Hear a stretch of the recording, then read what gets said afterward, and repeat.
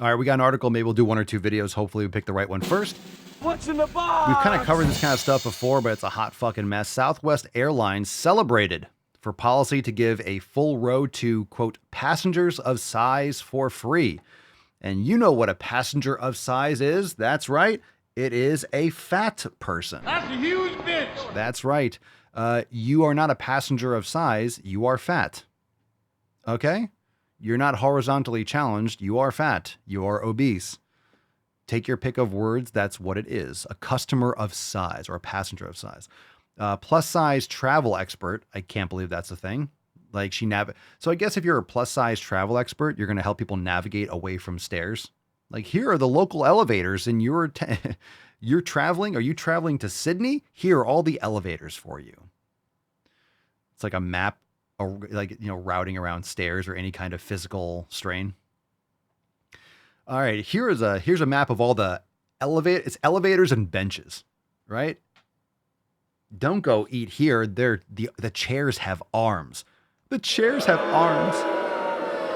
Yeah. Okay, plus size travel expert and TikToker. A TikToker. Ooh. I hope to see more airlines implement customer of size policies. All right, cargo jets, cargo planes. Bringing them back. I guess that picture didn't load. Totally fine. I don't think we wanted to see what that was going to show anyway. Low-cost carrier, Southwest Airlines. It's a nice way of putting it. I'd rather get AIDS than fly Southwest.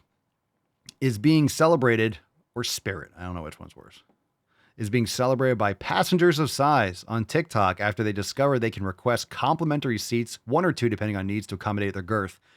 You know, this is circulating again, but isn't this something that we covered like a year or two ago? We've covered the airplane shit so much, right? You can request a refund. Like, you can buy 2 extra seats and then get it refunded or something. Look, if I flied Southwest, I would just be like, look, because it's not comfortable for me to sit in a plane either. You know, when you're 220 pounds of muscle, mostly muscle, you're not going to sit into a plane comfortably unless you're doing first class, business class. Customers whose bodies, quote, okay, you ready? This is just gross. Customers whose bodies, quote, encroach. Encroach, you mean their fat spills over the seat. Past the armrest are entitled to an extra seat, according to Southwest's inclusion policy. How is this going to keep this company afloat? I think people need to abuse this. I think people need to abuse this. Like, just everyone needs to request this. So what are you going to have? 5 people on your plane? The company is going to go under if people request this enough. So request the fuck out of it. Go woke, go broke. They are currently one of the few, if not the only airlines to do this dumb shit. I mean, to offer free seats to larger passengers. One of the few, if not the only. Yeah. You know what? That's great. Another reason to not fly Southwest, because I guess I'm going to have a lot of comfort if I go on Delta or Virgin or United or whatever else. I hate flying, so fuck that. I'm totally fine if I'm never on a plane again for the rest of my life. I hate the whole process of the airport. It's just nonsense. Southwest provided its policy to Fox Business, which said that passengers of size will have the option of purchasing just one seat and then discussing your seating needs with the customer service agent at the departure gate. If it's determined that a second or third, if it's determined that a second and then parentheses or third, my God, if you need 3 fucking seats on an airplane, you should be flying in the fucking luggage compartment. If you need 3 fucking seats for your fat ass, 3 fucking seats, you know, it's just going to make everything more expensive. This communist bullshit just makes everything more expensive and unviable for the population. This makes everything more expensive because they're giving away free shit. So someone's getting kicked off. What if it's a full flight? They're going to kick someone off. They're going to give someone a voucher, like, probably, right? They'll offer someone, hey, we'll give you X amount. So they're losing money. It just makes it more expensive for everyone. If it's determined that you are too fat for 2 seats or a third seat is needed, you'll be accommodated with a complimentary additional seat. The flight team will then try to effort. My God, people don't even, you think with all this AI and stuff, you wouldn't have spelling mistakes still. The flight team will then try to effort to make the seating arrangements, potentially moving other passengers around for the unplanned accommodation. Yeah, the unplanned. Oh, shit. We got a fat motherfucker. Yeah, that's a huge bitch. That's a huge bitch. We didn't realize we're going to have such a fat fuck on the plane. We got to move things around. I'm not trying to be rude, but this is talk about entitled bullshit here. Talk about it. Just entitled nonsense. This is gross. You can't take care of yourself, so everyone else has to suffer, right? Yeah. Alternatively, customers can purchase extra seats in advance and then contact Southwest for a refund of the cost of additional seating. The policy states, already here's the policy. Let me get my airline voice going. Hold on. Customers who encroach upon any part of the neighboring seats may proactively purchase the needed number of seats prior to travel to ensure the additional seats are available. The purchase of additional seats serves as a notification of a special seating need and allows us to adequately plan for the number of occupied seats on board. Enjoy flying on South Fat Airlines. We hope you enjoy your flight. Okay. Oh, Jesus Christ. Taste the rainbow. Diabetes. Let's see. It also helps us ensure we can accommodate all customers on the flight for which they purchase a ticket and avoid asking customers to relinquish their seats for unplanned accommodation. Yo, if I paid for a seat, fuck off. I don't care who you have. I don't care if it's a family. Oh, can we seat these? You ever get that? You ever see those videos? Oh, can you move so we can sit together? Why didn't you buy seats together? No, fuck you. I bought these seats. I chose them online. I'm not moving. I think that's nonsense. People that get pissed off people for not moving their seat. Fuck you. You should have bought seats together. You should have planned better. Tough shit. Tough fucking shit. Nonsense. Nowadays, fuck you. I paid for the seat. Because especially if you, like, you can move. I guess you can. If you want to, if someone asks, you can move. If you're like, oh yeah, sure. All right. It's your choice, right? Two people are discussing it. Fine, then move. But when people get pissed off, I'm not fucking moving. I chose that seat. I went online and I bought this seat. Let's say I bought this seat 5 months in advance and you didn't plan properly. And then now I have to, no, I'm not going to feel bad about it either. All right. Most importantly, it ensures that all customers on board have access to safe and comfortable seating. I'll tell you what, you're flying through a tube in the sky. You're not required to have anything comfortable. Safe, yes. You should be safe. You should be safe on a plane. You should be.